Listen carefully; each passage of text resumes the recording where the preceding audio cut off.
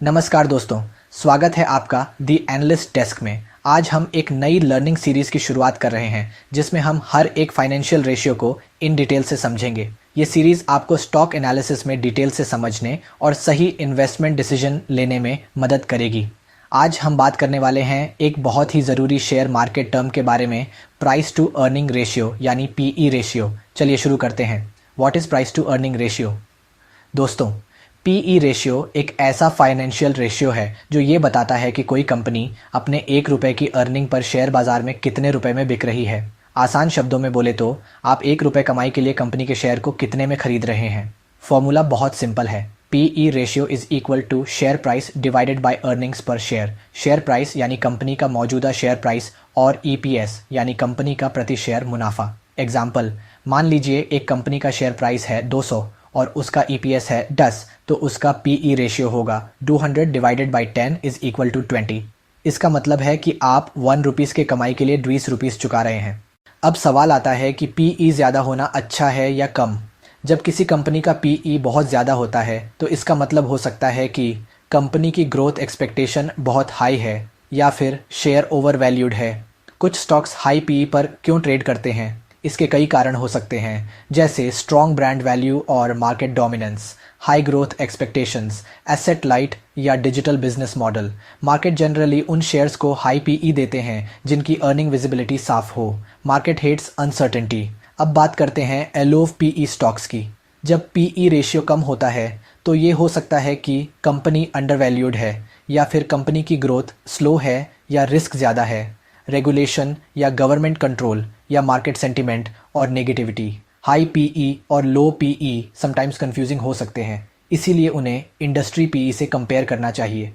Industry PE क्या होता है? हर सेक्टर या इंडस्ट्री का एक एवरेज पीई रेशियो होता है जिसे इंडस्ट्री पीई कहते हैं। एग्जाम्पल, मान लीजिए फार्मा सेक्टर का एवरेज पीई है 25। अगर किसी फार्मा कंपनी का पीई है 18 तो हो सकता है वो अंडर वैल्यूड हो। अगर किसी का पीई है 35 तो शायद वो ज़्यादा प्राइस्ड है या बहुत अच्छा परफॉर्म कर रही है।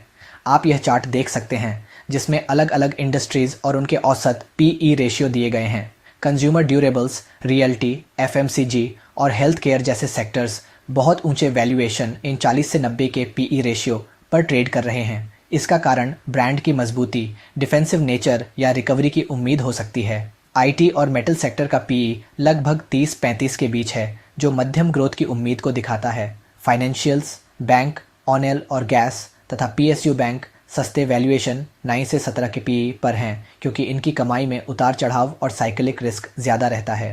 अब बात करते हैं पीई एक्सपेंशन और पीई रिडक्शन की। जब कंपनी की अर्निंग्स ज़्यादा नहीं बढ़ती लेकिन निवेशक उस शेयर को खरीदने के लिए ज़्यादा प्राइस देने को तैयार हो जाते हैं तो उसे कहते हैं पीई एक्सपेंशन। इसका मतलब कंपनी की वैल्यू नहीं, उम्मीदें बढ़ रही हैं। उदाहरण लें, इन्फोसिस का 2020-2021 में कोविड के बाद डिजिटल डिमांड बढ़ा। निवेशकों को लगा कि कंपनी का फ्यूचर ब्राइट है तो स्टॉक प्राइस बढ़ गया, भले ही अर्निंग्स धीरे धीरे बढ़ी हों।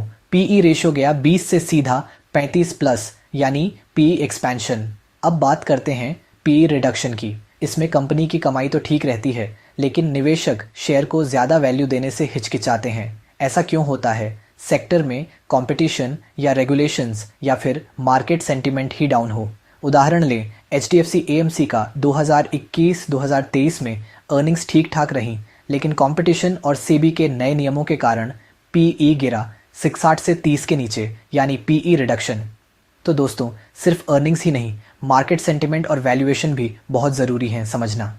अब जानते हैं फॉरवर्ड पीई और ट्रेलिंग पीई के बारे में। ट्रेलिंग पीई वह होता है जो कंपनी की पिछले 12 महीनों यानी ट्रेलिंग 12 मंथ्स की अर्निंग्स के आधार पर निकाला जाता है। Formula, trailing PE is equal to present share price divided by पिछले 12 महीनों की प्रति शेयर कमाई। उदाहरण, मान लीजिए किसी कंपनी का शेयर प्राइस 500 है और पिछले 12 महीनों की ईपीएस 25 है तो ट्रेलिंग पीई 20 होगा। इसका मतलब निवेशक कंपनी की पिछली कमाई को देखते हुए 1 रुपये कमाई के लिए 20 रुपीज़ देने को तैयार हैं। Next is forward PE. Forward PE वह होता है जो कंपनी की नेक्स्ट 12 महीनों की एस्टिमेटेड अर्निंग्स पर आधारित होता है। Formula, forward PE is equal to present share price divided by expected EPS.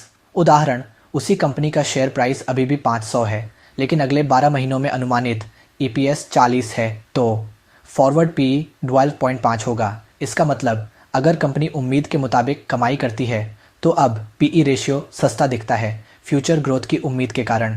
अब बात करते हैं कुछ कॉन्स की। सिर्फ एक रेशियो पूरी कहानी नहीं बताता। ग्रोथ कंपनियों में पीई हमेशा हाई होता है, मतलब हाई पीई हमेशा बुरा नहीं होता है और लो पीई स्टॉक्स हमेशा अंडरवैल्यूड नहीं होते। IT could be a value trap. सिर्फ पीई रेशियो देखकर निवेश का फैसला ना करें।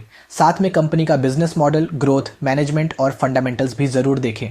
तो दोस्तों, ये थी जानकारी पीई रेशियो के बारे में आसान भाषा में और विस्तार से। अगर आपको वीडियो पसंद आया हो तो लाइक और शेयर ज़रूर करें और ऐसे ही शेयर मार्केट से जुड़ी वीडियोस के लिए हमारे चैनल को सब्सक्राइब करना ना भूलें। मिलते हैं अगले वीडियो में, तब तक के लिए हैप्पी इन्वेस्टिंग।